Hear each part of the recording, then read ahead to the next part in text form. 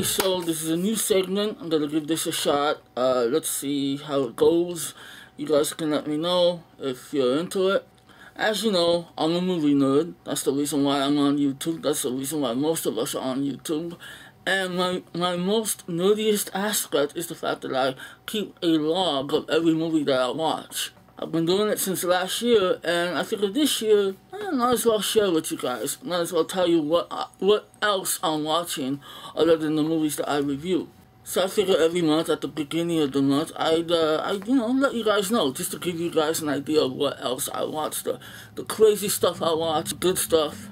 And this is stuff that I watch through various methods, like collection, going to the theaters, Netflix, whatever. So January 1st, I figured, you know what, the year began, so gotta start it off with Batman Begins. Yes, on HD DVD. Wow, that's how I watched it. And you know what, I love this movie. I still enjoyed it.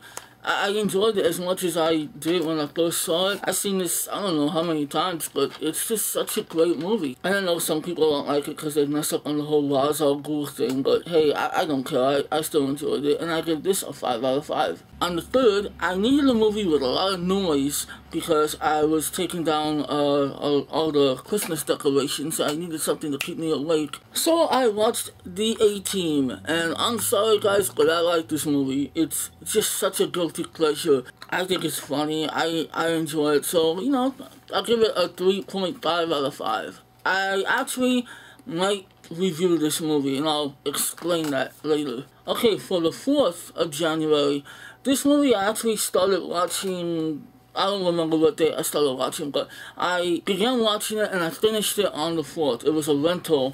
It's called Turkey Shoot, aka Escape 2000. It's actually an Australian exploitation cult classic. It's very cheesy, very corny, but very violent and a lot of fun. Bad on so many levels, but I actually enjoyed it and I give it a 3 out of 5. Then on the 5th, I watched The Dark Knight. I actually owned the DVD, but I didn't watch it on DVD. My friend was kind enough to let me borrow the Blu-ray copy he has. And man, do I need that on Blu-ray. Still kind of holding out because I'm thinking they're going to come up with a special edition later, but that was awesome. As for the movie itself, it's Dark Knight, so I give it 5 out of 5. Okay, on the 6th, I watched Seven. And I think this is a fantastic Blu-ray. The movie itself is a freaking classic. When a mystery film can still keep you on the edge of your seat after you've seen it many times and you know what happens, that's a win. That's a classic. I showed this to my 18-year-old niece for the first time and she tripped out. So I'd have to give that a 5 out of 5. On the 7th, I watched Winnie the Pooh. And you know something? I thought it was going to be just a straight-up kids film. I freaking loved it. It's actually very funny and very clever, well animated. It was terrific. I really enjoyed it. So that I would give a 4 out of 5. On the 7th, I watched Stone with Edward Norton, Mila Jovovich, and Robert De Niro. I hated that movie. It was dull. It was depressing. Whatever message they tried to get put out there, it wasn't clear enough. I did not like that movie. I barely got through it, so I give that a 1.5 out of 5. On the 11th, that is a big gap. I finally got to see Due Date. And you know what? I did. I liked it. It was funny. It could have been better, but Robert Downey Jr. It was awesome. And Galifianakis was funny. It was good. I liked it. Why am I looking down and not into the camera? I would give it 3.5 out of 5. Okay, on the 12th, because this movie was going to be re-released in theaters, I think it's still in theaters right now. But then saying that, and if somebody's watching this video 5 months from now, that's irrelevant. Okay, whatever. I watched Beauty and the Beast on Blu-ray, and this is absolutely the best presentation of this movie that I've ever seen. This is gorgeous. Felt no need to go see it in theaters and no stupid 3D. I saw this at home. It was so glorious, and of course I love the film, so I give it a 5 out of 5. On the 13th, I watched a really good movie with my dad. Classic Western, huge epic from 1962, I think 62. How the West Was Won. This is a grand scale epic. This is just a good film. It has an all-star cast. I'm not even going to begin to read out the names. This film was shot with 3 cameras to give you this insanely wide scope. It's a classic, and it really, I think, kind of holds up to today's standards. But okay, well, not really. But I enjoyed it, and it's long, but I give this a 5 out of 5. It's a classic. Also on the 13th, as if a 3-hour movie wasn't enough, at night I watched a film that I actually got for my birthday, and that's the 1989 version of Batman on Blu-ray. Digibook edition. And such a great movie. I mean, there are certainly some things that have not aged well, but it's a great movie. Again, a classic. Jack Nicholson as the Joker, I mean, I'll never be able to tell you who I like more, Nicholson or Ledger. The Blu-ray was terrific. I actually think it was a very solid transfer. The sound was really good, even for the dated sound effects they used.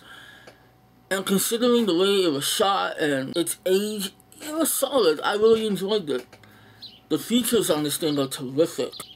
I give this a 4.5 out of 5. On the 14th, I watched There's Something About Mary. You cannot deny that this is a comedy classic. This thing came out in hard to believe it came out in 1980, and yet it seems to be funnier than most comedies released now. I absolutely love this movie. I pretty much laugh at every single joke in it. So I'll give this a 5 out of 5. Okay, on the 20th, and this is another movie that I started from a previous date. See, what I do is I sometimes put a movie on late at night just to kind of, calm me down, put me to sleep. And that's why I sometimes finish them later at a different date. This movie, I'm probably way too old to be watching it, but just call me an overgrown goofy goober. The SpongeBob SquarePants movie. I remember the first time watching this with my best friend. We're both adults, and we just laughed like we were a bunch of school children. Even once in a while, we get together and we just straight up go, I'm a goofy goober, yeah.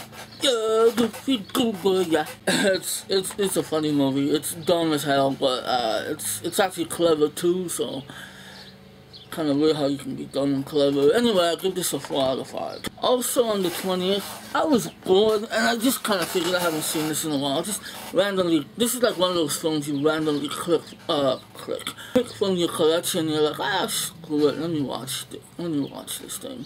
And that's Wrong Turn with Eliza Dushku, who I have a major crush on. I just felt like watching something gory, something scary.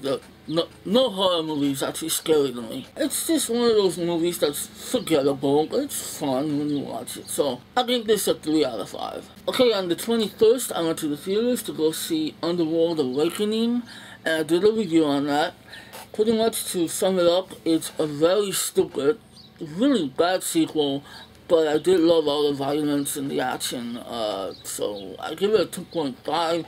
Definitely a guilty pleasure. Yeah. Also on the 21st, I watched Rise of the Apes. I hate calling it by its whole title. This was the first time I saw it on Blu-ray. Gorgeous transfer. I really enjoyed this movie. I don't think it's perfect, but I give it a 4 out of 5. I actually did a review on it a long time ago. On the 22nd, I went to the theaters to go see Haywire, which I also reviewed, and I dug it. I loved it. I know some people think it's really slow, and they think that the story's too generic, but I'm fine with it. The action was so well done, and Gina Carano is just phenomenal. I give it 4 out of 5. If you want to check out the review, it's one of my more recent reviews. On the 26th, I watched a film called Popcorn, which I think came out in '91. It's a horror film, very cheesy, really corny, but it's actually clever as well. It's about a group of teenagers who throw a film festival, where they show B movies from the 50s, and all the while there's a killer on the loose. There's a lot more to it than that. It's really good. And the interesting thing is, it's not really that violent, and it's not gory. Look it up if you're into cheesy horror. I give it 3 out of 5. On the 27th, I should review this movie, but I just don't want to spoil nothing. Tucker and Dale vs. Evil. man, that was a funny movie. Very clever and very creative. I loved it. Please go check that out. If you have Netflix, it's on Netflix. It's a horror / comedy. More comedy, I can guarantee you, but it's really good. It has some pretty good gore effects, so I give that a 4 out of 5. Also on the 27th, look at this, a VHS. I watched Tremors. Fuck you! This is a classic. Seriously, if you look at the simplicity of this film, but look at the thrills of it, this is such a great and well-made movie. Kevin Bacon's awesome in it. It's got a good cast. I just hate that little bastard kid Melvin. 4 out of 5. Great film. On the 29th, I watched Larry Clown with Tom Hanks. And I really didn't want to see it. I didn't think I would like it. I gotta admit, it's a sweet film. Kind of corny. Not entirely too funny. But it sort of works, you know? Tom Hanks is great as always, so there's no problem there. I hate Julia Roberts, but I gotta give her credit. I actually like the performance. Some of the supporting characters were good, some of them were not needed. Overall though, I'd have to give it a 3.5. I don't know, there's some things that I didn't like about it, but it turned out to be a really sweet film, really cute film. So I'll just go with that. And the last film I saw on the 30th was Tim and Eric's $1 billion movie. Tim and Eric, of course, being those guys who have that 15-minute show on Adult Swim. Tim and Eric's awesome show, good job, whatever. Now the movie's funny. It's completely off the wall, really gross at times, really silly. It's funny, but it's very hit and miss. I might do a review on it, but for now I'm just gonna have to say I give it a 3 out of 5. I did laugh. It had some great cameos, but it is such a bizarre movie. So anyway, that's the new segment. Please be honest. Let me know if you liked it, if you think I should continue it, or you know, give me suggestions. I'll try to keep it shorter next time. I got a few segments in the works. One of them being that I want to start reviewing films that are guilty pleasures. Films that most people hate, but I seem to like, which is where the 18 comes in. Films like that, you know, films that are not good, but just fun. And I got a few other things in mind. I'm not sure if I should announce them yet, so I guess I won't. So anyway, that's all I saw for January. We'll see more films, but the fact is I'm addicted to Call of Duty. And I've been watching Breaking Bad. I freaking love that show. In the comments, let me know what you saw. Let me know what standout movie you saw in the month of January. Alright, peace.